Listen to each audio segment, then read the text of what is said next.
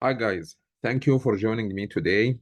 We will continue our uh, online lectures for construction planning and scheduling course. Previously, we discussed the different planning techniques and I talked about bar chart. Today, we will start talking about network models. We have two types. We have activity on arrow and activity on node. I will start with activity on arrow to construct this network. Let me first start to introduce what is the meaning of developing the project network in general, whatever the type, activity on node or activity on arrow.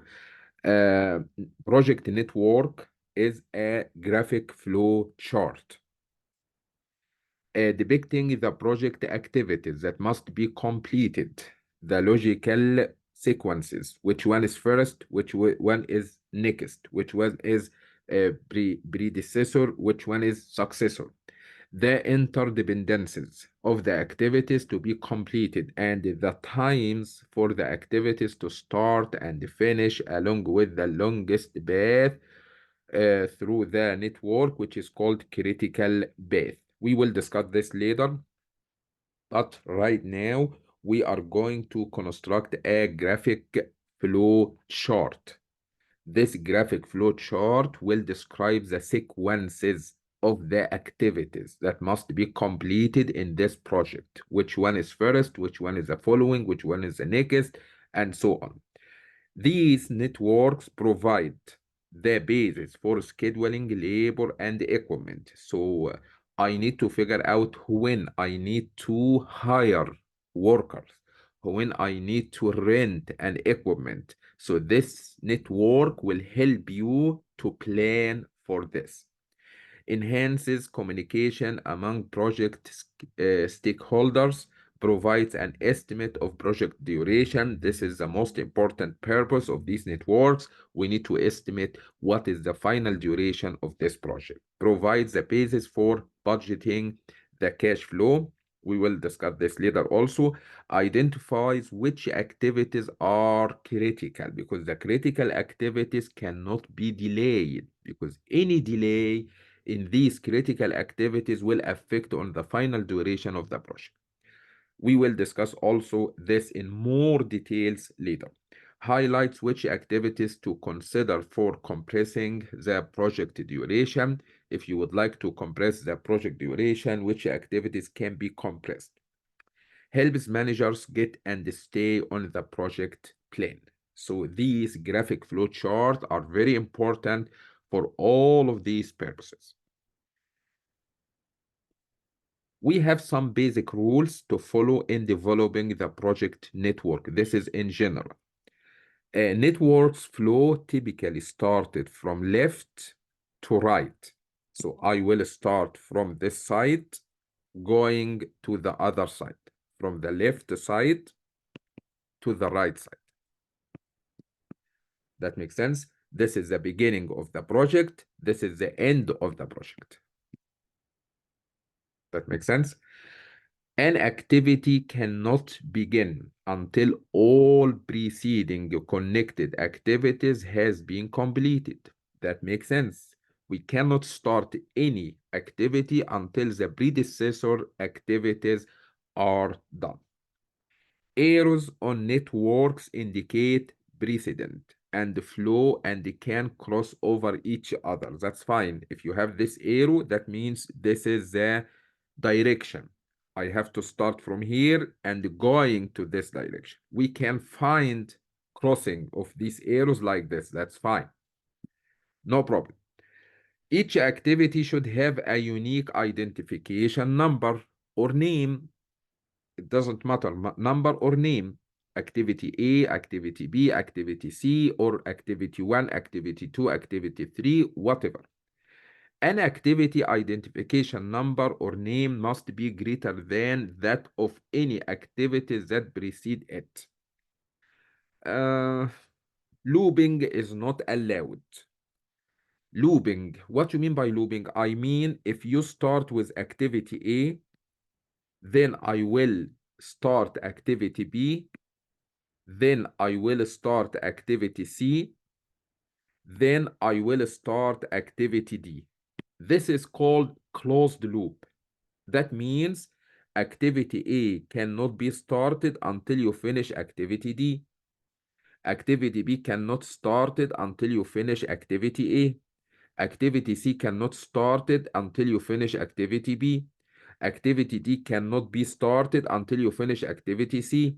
And we go back, activity A cannot be started until you finish activity D. That does not make sense because you have an infinity loop. Doesn't make sense. This loop is not allowed.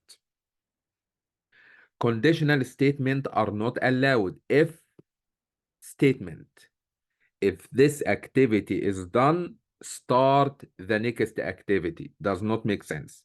We cannot use conditional statements in these networks. Where there are multiple starts, a common start node can be used to indicate a clear project beginning on the network. If we can start the project with many activities, like A, B, C, I will construct here one node, which is called the start of the project. And every initial activity will start from this node. And also by the end, I will finish the project with one node. So all final activities will go through this final node. That makes sense? So where there are multiple starts, a common start node can be used to indicate a clear project beginning on the network. Also, a single project end node can be used to indicate a clear ending of the project. To be more specific, I will talk about activity on AOA, how to construct the network, which is called activity on AOA, AOA. Keep in your mind, the nodes in this network represent milestones of possible beginning and start times. Every activity is presented by an arrow. So if you look to this network, we have many activities, A, B, C, D, E, F. Each arrow represents one activity. In this case, this arrow represents activity A. That makes sense? And this arrow starts at a node and ends at another node. So this activity A started with node number 1 and ended by node number 3. I don't care about the numbers of these nodes. It's not a big deal.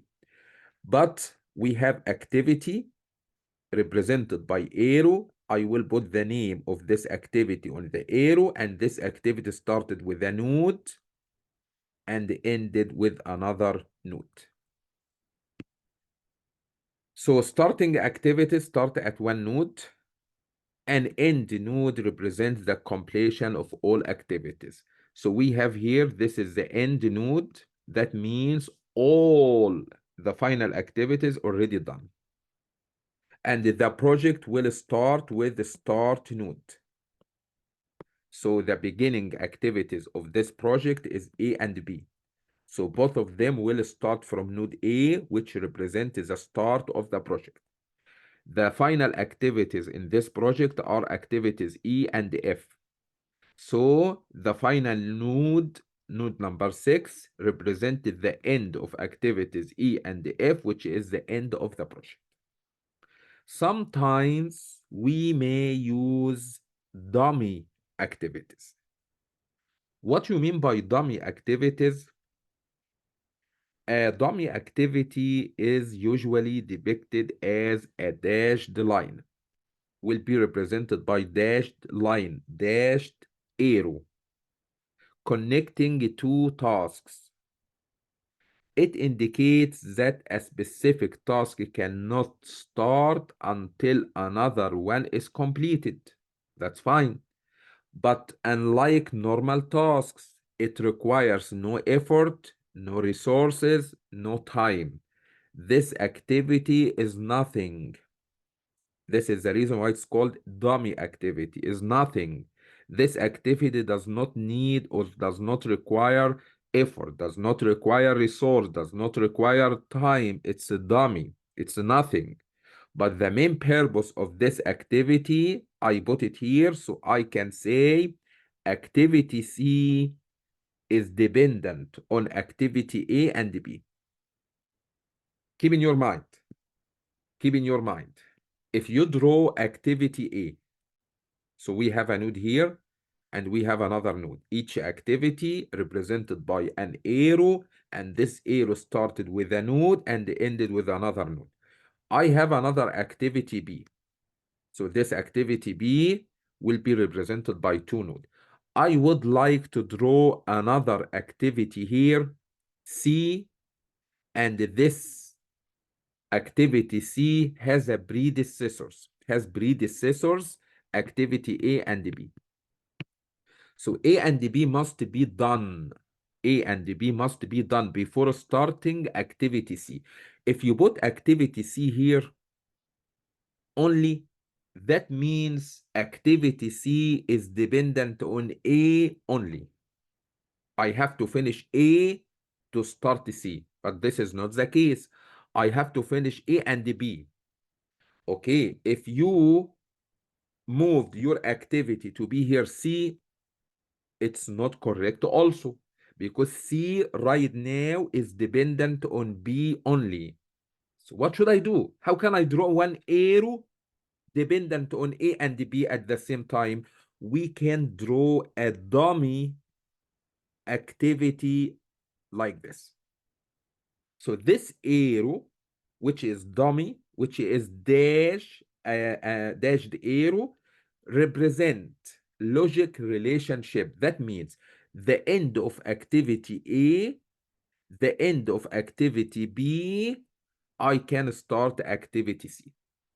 That makes sense? So after you are done with A, I will go to this node to start activity C.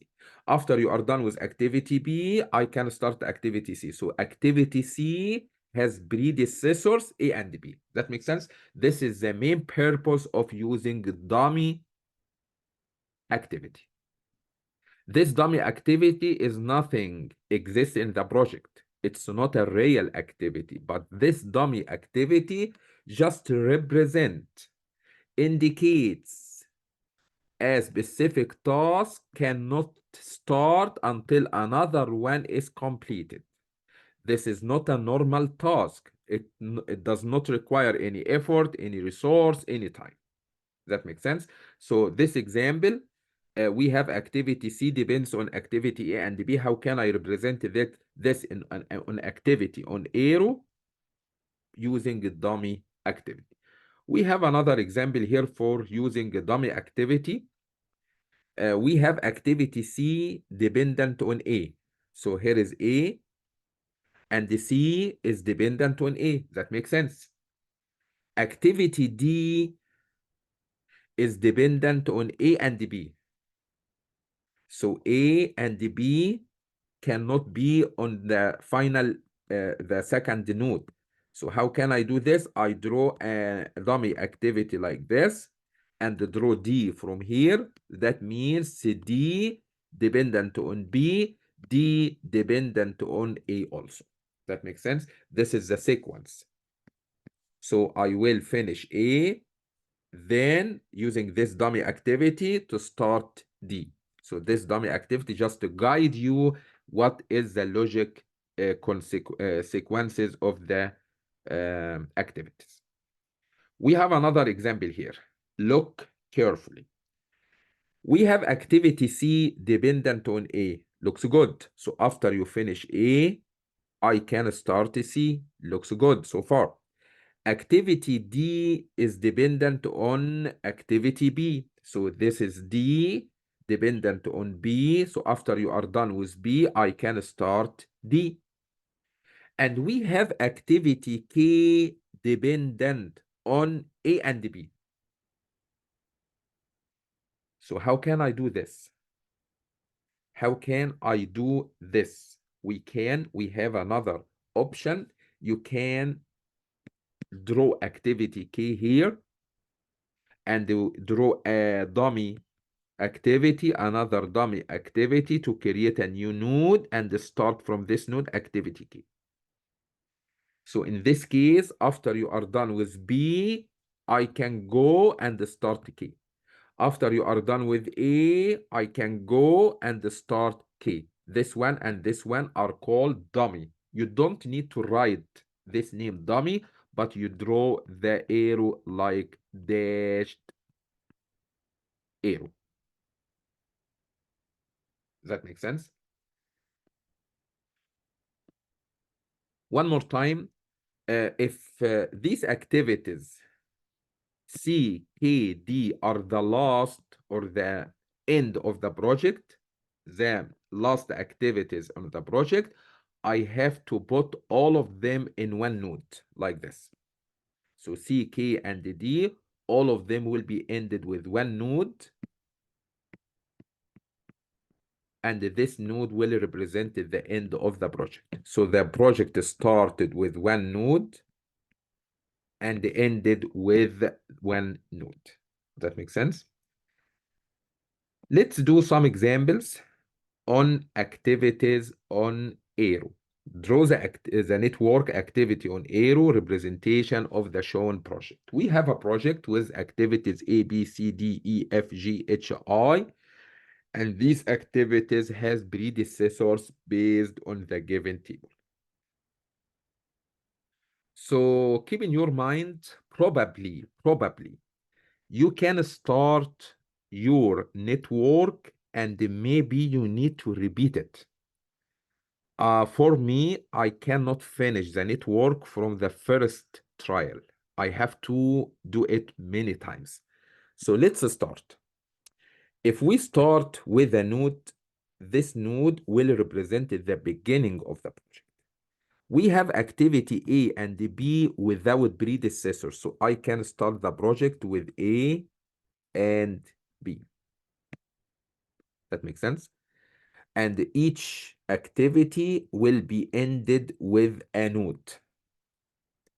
We have C, activity C has a predecessor A, so I can put C like this. So keep in your mind, each arrow has start and end node. And the C has a predecessor A, that's fine. D has a predecessor A, so I can draw D like this. So far, so good. E has a predecessor B and C. Wow. Can you see? We have activity E has a predecessor B and C. B here, C there. Looks like, how can I draw activity E dependent on this one and this one? So we have conflict in the network. So I do recommend if you draw C like this, so you can start E from here. In this case, E is dependent on B and C. That makes sense? This is the reason why I said it's better to make many trials. So I do recommend, I will start the project. I will put activity A like this, activity B like this. I will put my nodes. Then activity C, which is dependent on A, I can put it here. This is C. That's fine. So after you finish A, I can start C. That's fine. Activity D, we are done. No, D is dependent on A. So D can be drawn here. This is D.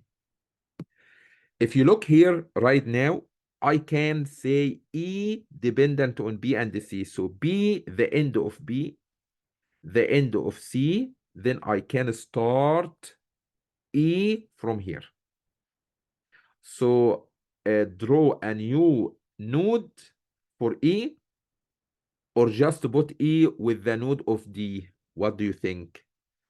I think it's better to draw activity E like this. No reason to draw it in a different node. So this is activity E dependent on B and C, and E and D, both of them connected by one node. Let's move forward. F has a predecessor B and C. We have here B and we have here C, so I can put here F with a different node. Let's try. We have G has a predecessor D and E. We are lucky because D and E, you draw them in one node, so I can draw here G. So G will be drawn with a separate node, or I can draw it like this. What do you think? Let's try. Let's try. This is G. So the G has a predecessor D and E. We are good. H has a predecessor D and E. So D and E, I can draw here H.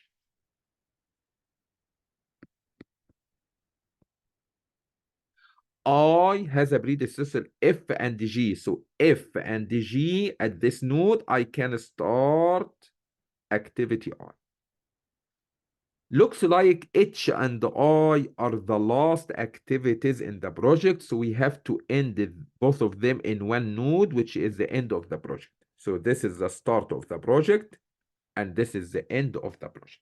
And this network is called activity on arrow, which represent the sequences, the logic relationship between activities. So if you would like to read, I can say, I can start activity A. After you are done with activity A, I can start D and C.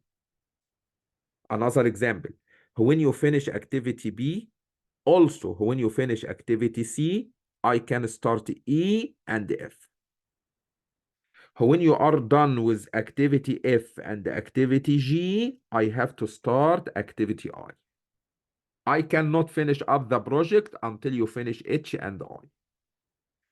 That makes sense? This is how to draw the network, which is called activity on arrow. Keep in your mind, as I did not finish the network from the first trial. I have to try. I have to revise my network to get the best, the more efficient one. This is for example number 1. We have another example here. And this example has a trick, so be careful. We would like to draw the activity on arrows network for activity A, B, C, D, E, F, G, H, I, and we are given the preceded or the predecessors. So activity A, we don't have any predecessors. So I can start the project with activity A. So this is the start of the project. And each activity must be bounded by 2 nodes. We have activity B with a predecessor A, so I can put here B. We have activity C with a predecessor A. That makes sense? So C has a predecessor A, so I can put C here. That's fine. We have D has a predecessor B and C. So B and C, so I can draw a dummy here and start activity D. That makes sense? So right now I can say D has a predecessor B and C using this dummy activity. E has a predecessor C, so I can put here E. F has a predecessor D, so I can put here F. G has a predecessor D and E, so D and E are predecessor for G, so I can draw a dummy here and put here G. So G has a predecessor E and D. That's fine. H has a predecessor E. H has a predecessor E. So if you draw H here, we have a mistake. Because H, based on this table, H has a predecessor E. So if you put H here, that means the predecessor for H is not E only, but also D, because D we connected here with a dummy activity. So what should I do? It's not easy. So let's try another one. We can put the dummy activity like this, and we can start activity G from here. But if you did this, okay, G has a predecessor D and E. That's fine using this dummy activity, but look to F. F right now will have a predecessor D and E also, because based on this dummy activity, F has a predecessor D and E, but F has a predecessor only D, which is only D, not D and E. So how can I solve this issue? Looks like this network needed to be revised. I think the best way, I will draw my activity network like this. I will start the project. I will put activity A, another node. I will put activity B and C like this, B and C. Here is a node, here is a node. To make sure activity D is dependent on B and C, I will draw this dummy activity. Looks good. Activity E has a predecessor C, so I will put E here.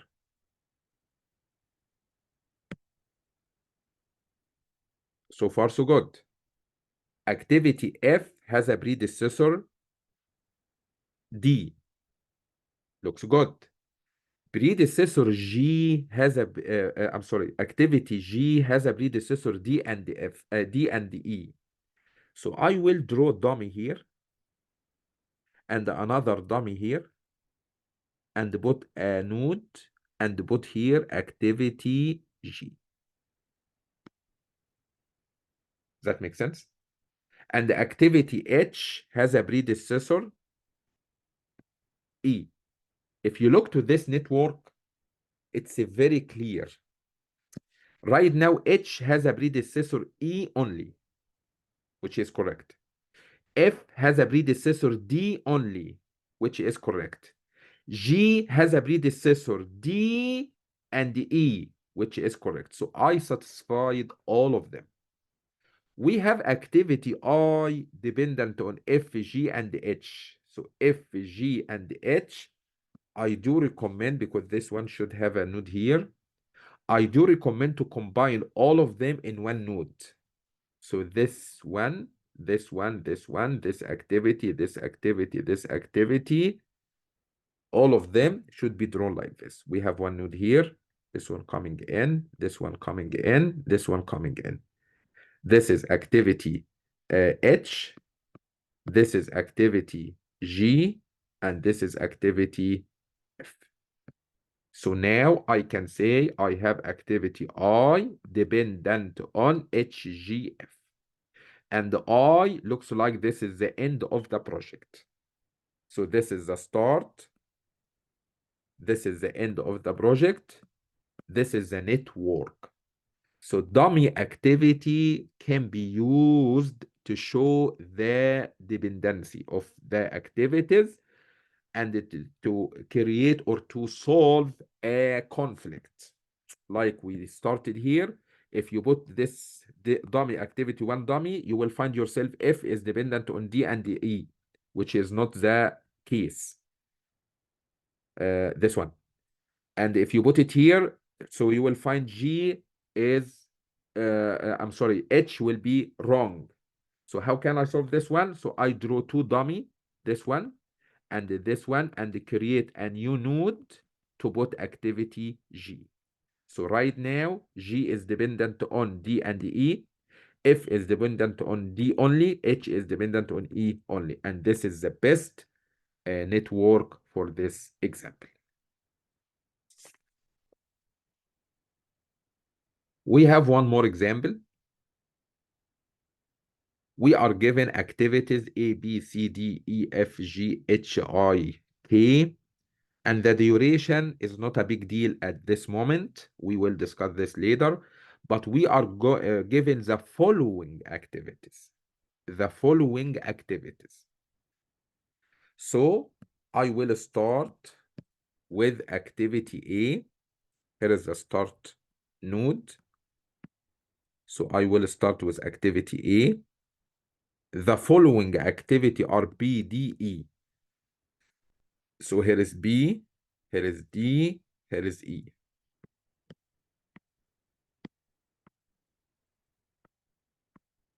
We have activity B following by C.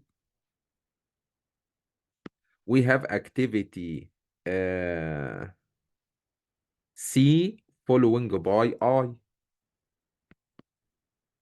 We have activity D following by F.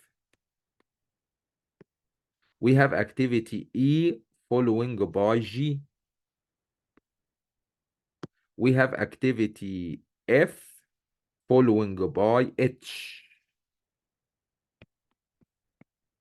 We have activity G following by I. So we have a mistake here. How can I make I following G and following C at the same time? If you look here, I following C and following G at the same time. They are very far. You can draw a dummy like this. I can say it's correct. But we need to revise the network to be more clear. So we can refine it. How? So look to this one. I can rearrange, just switch this one and this one. Just switch to be very close to each other, G and C. That makes sense? So I will remove this network, or just we can draw it here. So I will start with the starting node. I will put activity A, and we have following BDE, BDE. So I have 3 activities following. I will put B, but E and D. So if you remember the old one, I put BDE. Just I switch it, E and D. So BED. This is a node. We can continue. B has a following C. So B has a following C.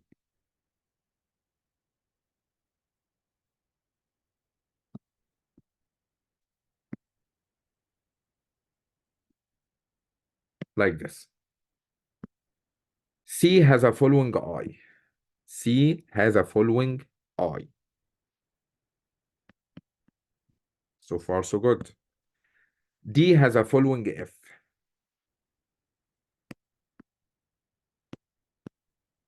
E has a following G. I will draw G like this. So G and C will be on one node because later G has a following I. So I is following G and C, so we can start from this node and continue. Does that make sense? H does not have any following. What is H? I forgot to say F has a following H. F has a following H.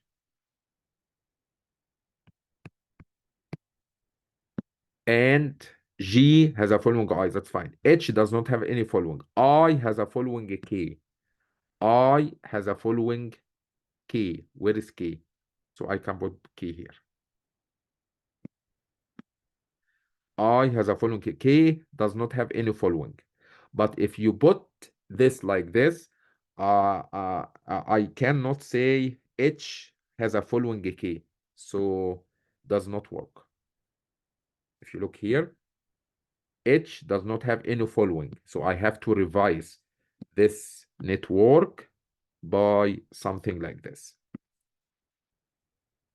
So this is H without any following. And for I, we have a following K, and that's it. K does not have any following, H does not have any following. So these are the end of the project. So how can I do this? We have to make both of them in one node. So the project started with A and the project ended with H and K. K is a following for I. K is a following for I. We are good. K and H does not, both of them does not have any following. K and H. We are good.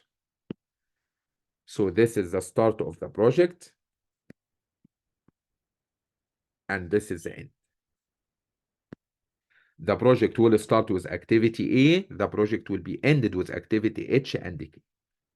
If you look, activity I cannot be started until you finish G and C. I cannot start activity F until you finish activity D. I cannot start D or E or B until you finish activity A. This is how to read the network activity on air. Does that make sense? So my point here, we cannot, actually, if you have more experience, you can, but at this level, we cannot draw the network from the first trial. We have to try. We have to satisfy all the given information. We have to respect the logical relationship between the activities, the dependency. That makes sense? We have some disadvantage. As you see, it's complicated. We have complex in its creation. It's not easy. Tendency to lead to confusion when trying to interpret it. It's not easy to understand. Least desirable format to use because of these factors. So this is the reason why we prefer activity on node, which is the following one that we will cover in the next video.